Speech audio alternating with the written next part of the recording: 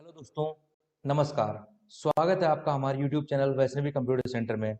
दोस्तों, जैसा कि हम जानते हैं कि किसी भी ट्रिपल सी परीक्षा में या फिर किसी भी जॉब में आपके लिए माइक्रोसॉफ्ट एक्सेल और लिब्रे ऑफिस कैल्सी के जो फंक्शंस हैं या फार्मूले हैं वो बहुत ही ज़्यादा इंपॉर्टेंट रोल प्ले करते हैं।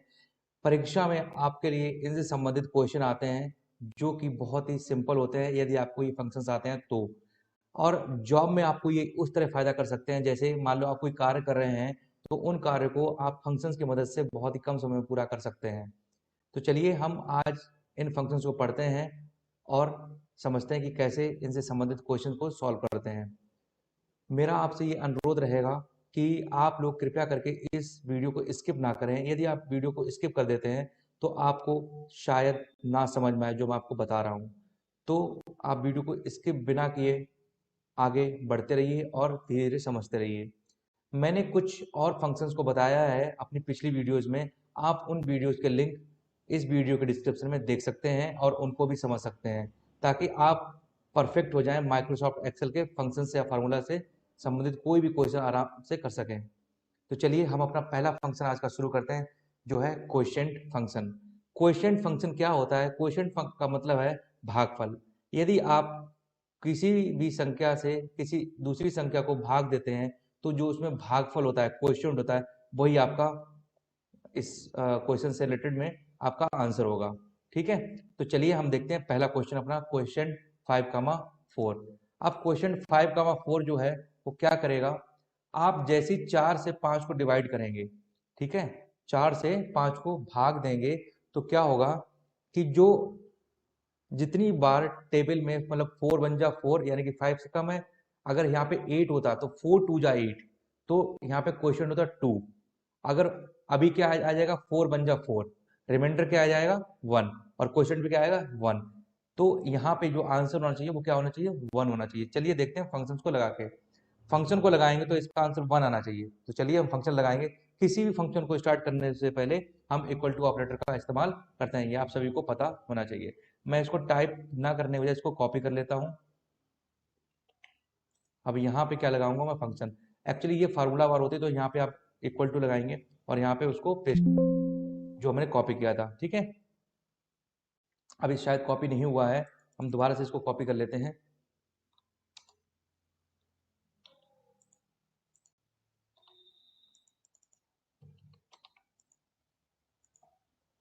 देखिए क्या आंसर आया, 1। अब यहाँ पे 1 आंसर आया है। 1 आंसर कैसे आया?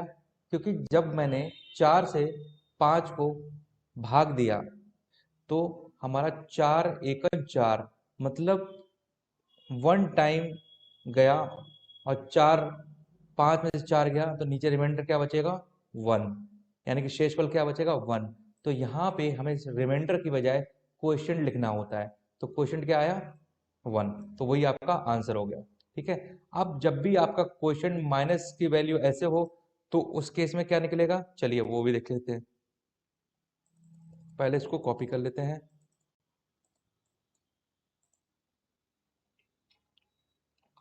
-1, यदि कोई भी संख्या माइनस को चाहे आगे वाले कॉमा से आगे की संख्या माइनस में, तो भी आंसर क्या आएगा, माइनस में आएगा।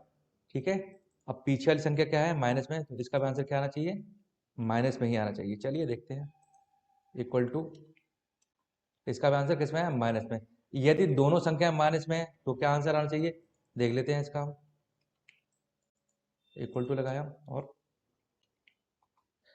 तो किस में आएगी, प्लस में आएगी। जब दोनों संख्याएं पॉजिटिव हो तो आपका आंसर किस में आएगा, पॉजिटिव में आएगा। जब कोई भी एक संख्या, चाहे कॉमा से आगे वाली संख्या या कॉमा से पीछे वाली संख्या, माइनस में हो तो आंसर किस में निकलेगा, आपका माइनस में निकलेगा। ठीक है, क्लियर। अब दोनों संख्या यदि माइनस में हो, दोनों संख्या यदि माइनस में हो तो क्या करेंगे हम, आंसर उसका किस में आएगा, पॉजिटिव में आएगा, क्योंकि माइनस माइनस क्या हो जाएगा, प्लस हो जाएगा। ठीक है, अब क्वेश्चन आपका इस तरह से भी आ सकता है ट्रिपल सी में, इस तरह से, और नीचे जो मैंने दिखाया एक फॉर्मेट, इस तरह से भी क्वेश्चन आ सकते हैं। आपको दोनों क्वेश्चन को समझना है कि कैसे, इसको तो मैंने बता ही दिया आपको किस तरह से सॉल्व करना है। अब इसको कैसे सॉल्व करना है, यानी कि सेम, एक लिखा है डिविडेंड, इसका मतलब भाज्य है, डिवीजन मतलब भाजक, क्वेश्चन मतलब भागफल। ठीक है, तो अब इसके क्वेश्चन कैसे सॉल्व करने हैं हमें, तो सबसे पहला क्या है, 5 और 4, डिविजन क्या है हमारा 4 और डिविडेंड यानी कि भाज्य क्या है 5। अब इनका क्या करना है, हमें यहाँ पे सिंपल सा है, हमें वही क्वेश्चन का फॉर्मूला ही लगाना है, जो क्वेश्चन फॉर्मूला है उसको लिखना है। ठीक है, ब्रैकेट लगाना है और सेल को सिलेक्ट कर लीजिए, या फिर आप मैनुअली टाइप कर सकते हैं B10, B10 लिखेंगे, ब्रैकेट को बंद करेंगे और एंटर दबाएंगे। यहाँ भी देखो क्या आया, 5,4 का क्या आंसर है 1 आया। तो चाहे इस तरह से लिखा हो चाहे इस तरह से लिखा हो, आंसर आपका सेम ही आएगा। बस ये है, आपको क्वेश्चन का फॉर्मेट को समझना है कि क्वेश्चन किस तरह आ सकता है। क्वेश्चन आपका इस तरह से भी दे सकता है, और ज्यादातर इसी तरह क्वेश्चन आते हैं। जो ये फॉर्मेट ऊपर वाला है, ये इसी तरह से क्वेश्चन ट्रिपल सी में पूछे जाते हैं। लेकिन इस तरह से कोई पता नहीं है ट्रिपल सी के जो पेपर बनाने वाले हैं वो किस तरह से बना दें। हो सकता है आपको इस तरह फॉर्मेट दे दिया और आंसर पूछने के लिए बोल दिया, तो आपको दोनों ही पता होने चाहिए। ठीक है, तो चलिए हम इसका आंसर मैंने निकाल लिया। अब नीचे जो वैल्यू हैं उनका हमें बार बार फॉर्मूला लगाने की जरूरत नहीं है, उसमें सिंपल सा कंट्रोल डी कर सकते हैं, या फिर इसको ड्रैग एंड ड्रॉप कर सकते हैं। ठीक है, इसको ड्रैग एंड ड्रॉप कर दीजिए, या फिर क्या है कंट्रोल डी कर दीजिए। देखिए आंसर सबका निकला आया। अब 5 की टेबल में 24 नहीं होता है, क्या होता है 25 होता है। अब 5 5 या 25 तो होगा नहीं, 55 25 तो होगा नहीं, क्या होगा 5 चौक 20। अब रिमाइंडर बचेगा 4, लेकिन गया कितनी बार है 4 बार गया है, मतलब 4 टाइम्स मैंने टेबल पढ़ी है, तो 5 4 या 20। तो जो जितने टाइम्स जाता है तो वही आपका भागफल, यानी यहाँ पे है भागफल लिखा हुआ है, मैंने ऊपर बताया ना कि यहाँ पे क्या लिखते हैं भागफल क्वोशिएंट, तो वही आपका क्या हो गया आंसर। क्वोशिएंट में हमें इस तरह से क्वेश्चन सॉल्व करने हैं। ठीक है, तो क्वेश्चन शायद आपको समझ में आया होगा। अगर समझ में आया तो आप कमेंट सेक्शन में कह सकते हैं सर समझ में आया, अगर नहीं समझ में आया तो आप कह सकते हैं कि सर समझ में नहीं आया, मैं आपको किसी दूसरे माध्यम से भी समझाने की कोशिश करूंगा। हमारा अगला फंक्शन है पावर फंक्शन। दोस्तों पावर फंक्शन क्या होता है, इंग्लिश मीडियम के बच्चों आप समझते होंगे पावर फंक्शन, मैं आप हिंदी मीडियम के बच्चों को लिए बता दूं कि पावर फंक्शन का मतलब है किसी भी संख्या की घात। जैसे 5,2 है, पावर 5,2, तो 5 का स्क्वायर मतलब 5 की घात 2, तो आपको बस उसका आंसर निकालना है। यदि 5 की पावर 3 है तो 5 की घात 3, यानी कि 5 को 3 बार गुणा करो, 5 इंटू 5 इंटू 5, वही आपका आंसर होगा। जो भी 5 गुणे 5 गुणे 5 के बाद जो भी आपका रिजल्ट निकलेगा वही आपका आंसर होगा। 5,4 है तो 5 को 4 बार गुणा करना है, यदि 5,5 है तो 5 को 5 बार गुणा करना है, यानी कि 5 की पावर 5, 5 की घात 5। तो इस तरह से आपको इसके क्वेश्चन सॉल्व करने हैं। तो चलिए हम पहला क्वेश्चन देखते हैं फंक्शन को लगा के। फंक्शन को लगाएंगे यहाँ पे, तो करना क्या है, इक्वल टू क्या लिखना है, पावर ब्रैकेट 5,2। तो आपको क्या करना है, बस इतना लिख देने के बाद एंटर दबा देना है। देखिए क्या आया 25, यानी कि 5 का स्क्वायर, 5 का स्क्वायर कितना होता है 25, यानी 5 पावर 2, तो 5 गुणे 5 पचम 25, यानी 5 5 जा 25। तो आंसर क्या है आपका 25। तो इसी तरह आपको इसी वाला करना है। आपको क्या करना है, सिंपल सा आपको क्या करना है, इसको इक्वल टू लगा के यहाँ पे ऐसे लिख देना। तो इसका कितना आएगा 5 मल्टीप्लाई बाई 5 मल्टीप्लाई बाई 5, यानी कि 5 गुणे 5 गुणे 5, तो क्या आएगा आंसर 125। इसका कैसे निकालना है, सेम इसी तरह निकालना है। एंटर किया, इसका आंसर है 625। सेम आपको इसका निकालना है। इसका कैसे निकालना है, इसका भी आपको क्या निकालना है, इसको कॉपी कर लिया मैंने और इक्वल टू लगाया और सेम इसको पेस्ट कर दिया और एंटर किया। एंटर करने का जो आंसर है वो इसका आंसर हो जाएगा।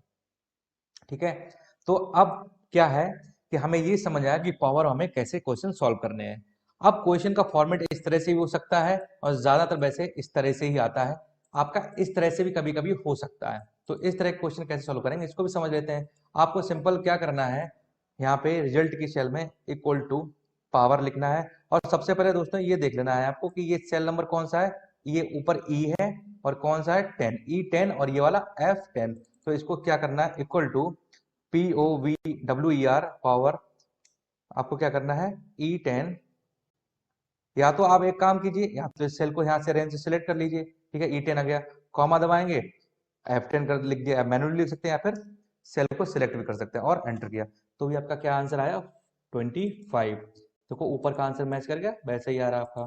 ठीक है, तो इसी तरह से आपको क्वेश्चन ये वाला जो है इनको सिंपल क्या करना है, आपको ड्रैग एंड ड्रॉप कर देना है, या फिर इसको सिलेक्ट किया है या फिर यहाँ पे क्या करना है, कंट्रोल डी दबा दो, कंट्रोल डी दबा देंगे तो आपका आंसर आ जाएगा।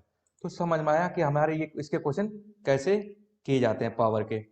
ठीक है, पावर का मैं आपको फिर से एक बार रिपीट कर दे रहा हूँ। पावर का मतलब है घात, मतलब किसी भी संख्या, अगर कोई क्वेश्चन लिखा 5,2 तो 5 की पावर 2 यानी कि 5 की घात 2, यानी कि 5 को गुणा करना है 2 बार, 5 गुणे 5। मैं आपको इस सेल में करके भी दिखा देता हूँ। जैसे 5 यहाँ पे लिखा 5 की पावर 2, ठीक है, ऊपर वाली वाला, तो यहाँ पे आपको क्या लिखना है, 5 गुणे 5 गुणे 5। ठीक है, यदि 5,3 लिखा तो 5 गुणे 5, यदि 5,4 लिखा है तो 5 गुणे 5, 3 बार हो जाएगा, और एक 4 और लगा देंगे, सॉरी 4 और लगा देंगे। ठीक है, तो इस तरह से आप कर सकते हैं। समझ में आया? तो इस तरह आपको पावर निकालनी है। आई थिंक आपको पावर फंक्शन भी अच्छे से समझ में आया होगा। ठीक है, यदि समझ में आया तो कमेंट सेक्शन में कहिए सर मुझे समझ में आया, नहीं आया तब भी कहिए सर मुझे नहीं समझ में आया। मैं आप पूरी तरह से समझाने की कोशिश करूंगा किसी भी ऑनलाइन माध्यम से। चलिए हम बढ़ते हैं अपने अगले फंक्शन की तरफ, जो कि है प्रोडक्ट।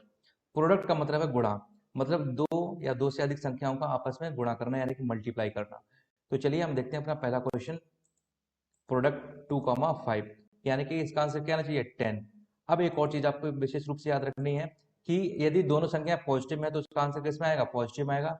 कोई भी एक संख्या, चाहे कॉमा के पहले चाहे कॉमा के बाद, यदि नेगेटिव में यानी कि माइनस में है तो उसका आंसर हमेशा और हमेशा क्या आएगा, माइनस में ही आएगा। अब यदि कॉमा से पहले या कॉमा के बाद यानी कि दोनों संख्या माइनस में है तो उसका आंसर हमेशा पॉजिटिव में ही आएगा।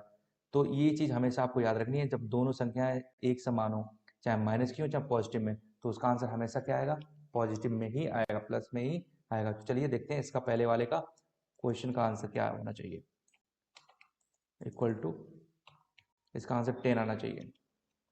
10, देखिए 5 इंटू 2 क्या होता है 10, ठीक है, वो भी प्लस में आएगा। अगले का देखते हैं हम, इसका करके देखते हैं, इसका क्या होना चाहिए, इसका होना 28, वो भी माइनस का, हाँ देखिए माइनस का 28। अब अगले का देखते हैं हम, इसका क्या होना चाहिए, इसका होना चाहिए 18, वो भी माइनस का। ठीक है, तो आपको समझ में आ रहा होगा कि हमें किस तरह से इसके क्वेश्चन सॉल्व कर रहे हैं। आपको भी अपने एंड पे क्या करना है, प्रैक्टिस करते रहना है, तभी आपको ये चीजें समझ में आएंगी। यदि प्रैक्टिस नहीं करेंगे तो समझ में नहीं आएगा। तो देखिए स्टूडेंट्स, इसका आंसर 56 का क्या आएगा, प्लस में आएगा। अब दोनों संख्या माइनस के तो आंसर क्या आएगा, प्लस में आएगा। तो हमने ये भी देख लिया है। अब एक चीज आपको और याद रखनी है कि जरूरी क्वेश्चन इसी फॉर्मेट में आए, जो ऊपर का फॉर्मेट है जरूरी इसमें ही आए। आपका क्वेश्चन नीचे ये फॉर्मेट है इसमें भी आ सकता है। तो इस फॉर्मेट में क्वेश्चन कैसे सॉल्व करेंगे, सिंपल सा है। आपको आपको ये याद रखना है कि नंबर 1 यानी पहली संख्या क्या है, दूसरी संख्या क्या है, दोनों का क्या करना है, गुणा करना है। अब सेल इसमें हमें रिजल्ट निकालना है। ठीक है, ये पहली संख्या, ये दूसरी संख्या। अब इसका सेल नंबर क्या है, ये देखिए आई, और यहाँ पे क्या है, ये 10, यानी कि ये क्या है हमारी आई, और ये क्या है इधर 10, तो I10 और J10। तो आपको क्या करना है, इन दोनों का I10 का क्या करना है और J10 से गुणा करना है। देखिए कैसे, आपको सिंपल सा है, इक्वल टू लिखना है और प्रोडक्ट PRODUCT, ब्रैकेट लगाएंगे, या तो रेंज यहाँ से सिलेक्ट कर लीजिए या फिर आप मैनुअली लिख लीजिए। अगला क्या है J10, ब्रैकेट बंद किया, एंटर किया, आंसर आ जाएगा आपका 10। ठीक है, समझ में आया? अब अगला क्या है हमारा, अगले भी क्वेश्चन इसी तरह सॉल्व करना है, बट उसमें क्या है, आपको बार बार सेम फंक्शन नहीं लगाना, आपको सिंपल से क्या करना है, ड्रैग एंड ड्रॉप कर देना या फिर कंट्रोल डी कर देना है। अब देखिए सारे आंसर आ गए अपने आप। तो इस तरह से आप क्या कर सकते हैं, आंसर निकाल सकते हैं। जो लोग जॉब में हैं वो भी देख लीजिए कि आप कोई भी किसी भी संख्या का इस तरह से आसानी से मल्टीप्लिकेशन करके आंसर निकाल सकते हैं, टाइम आपका बचेगा। चलिए बढ़ते हैं हम अपने अगले फंक्शन की तरफ, जो कि है स्क्वायर रूट। स्क्वायर रूट भी आपका स्क्वायर की तरह होता है। स्क्वायर में क्या होता है, जैसे आप 2 का पावर 2 यानी कि 2 का स्क्वायर, तो क्या आंसर आ जाएगा इसका 4। तो जस्ट इसका क्या होता है उल्टा, यानी कि स्क्वायर रूट में क्या होगा, हमें अगर 4 लिखा है तो इसका स्क्वायर रूट क्या होगा, 2 होगा। तो चलिए हम एक एक करके इनको समझते हैं क्या होता है। यहाँ पे लिख लेते हैं SQRT स्क्वायर रूट ब्रैकेट में 4, तो इसका आंसर क्या आना चाहिए 2। देखिए 2 आया। अब वैसे ही आपको ये सारे क्वेश्चन इसकी तरह से सॉल्व करने हैं, एक एक करके हम देखते हैं कि किसका स्क्वायर रूट क्या होगा। ठीक है, अब कोई भी संख्या पूरी पूरी कट जा रही है तो उसका स्क्वायर रूट आराम से निकल जाएगा। जैसे 7 7 जा 49, तो इसका स्क्वायर रूट क्या होगा, 7 होगा। ठीक है, अब ये यहाँ पे देखिए 125, ये पूरी पूरी नहीं कट रही है इसे, मतलब स्क्वायर रूट में नहीं आ रही, तो इसका आंसर दशमलव में आएगा। देखिए कैसे। ठीक है, अब यहाँ पे देखिए -30, अगर माइनस का स्क्वायर रूट निकल जाता है, नहीं निकलता है, तो इसका आंसर एक्सेल में निकल तो जाता है, लेकिन इसमें एक्सेल में इसका आंसर क्या आएगा, इसका आंसर देखिए क्या आता है, इसका आंसर हमेशा इस तरह से एरर में आएगा, #num और एक्सक्लेमेटरी साइन। आपको पेपर में पूछ सकता है, तो आपको हमेशा याद रखना है ट्रिपल सी पेपर में अगर कोई क्वेश्चन इस तरह से पूछा जाता है माइनस में, तो उसका आंसर हमेशा क्या लिखना, #num और एक्सक्लेमेटरी साइन। ठीक है, तो आपको इस तरह से इसके क्वेश्चन निकालने हैं। अब हम देखते हैं कि दूसरे फॉर्मेट अगर पूछा जाए तो किस तरह निकालने हैं। अब यहाँ पर सिंपल है, आपको इक्वल टू लिखना है, और सबसे पहले आपको सेल नंबर देखिए क्या है, M10, तो equal to SQRT square root और ब्रैकेट में क्या लिखेंगे, M10, ब्रैकेट बंद करेंगे और आंसर निकल आएगा। कितना का स्क्वायर, 121 किसका स्क्वायर रूट होता है, 11 का। तो इसी तरह आप यहाँ पे ड्रैग एंड ड्रॉप भी कर सकते हैं। देखिए जब भी माइनस में संख्या उसका आंसर क्या आ रहा है, #num और एक्सक्लेमेटरी साइन। तो हमेशा याद रखिए इस स्क्वायर रूट के क्वेश्चन आपको इस तरह से निकालने हैं। ठीक है, चलिए बढ़ते हैं अपने अगले फंक्शन की तरफ, जो कि है फैक्ट। फैक्ट का मतलब फैक्टोरियल। फैक्टोरियल को हम कैसे सॉल्व करते हैं, हमेशा याद रखो, जब भी यदि कोई क्वेश्चन लिखा है फैक्ट 4, 3, 2 या 5 कुछ भी, तो हमेशा उससे छोटी वाली संख्या से उसको मल्टीप्लाई करते जाइए। जैसे फैक्ट 5 लिखा है, तो हमेशा याद रखो इसका आंसर कैसे निकालेंगे। चलो मैं यहाँ पे आपको करके दिखा देता हूँ एक मैनुअल ट्रिक से। 5 गुणे 4 गुणे 3 गुणे 2, इस तरह से आपको करना। ठीक है, 1 तक। ठीक है, इस तरह से आपको करना है। आप कोई संख्या यदि 4 लिखी हो फैक्ट 4, तो क्या करना है, सिंपल सा 4 गुणे 3 गुणे 2 गुणे 1। यदि कोई 3 लिखी है फैक्ट, तो आपको सिंपल 3 गुणे 2 गुणे 1। तो इस तरह से आपको करना है, एक संख्या से छोटी से गुणा कब तक करना है, गुणे 1 तक। अब 6 लिखी होगी तो 6 गुणे 5 गुणे 4 गुणे 3 गुणे 2 गुणे 1, इस तरह से आपको करना है। ठीक है,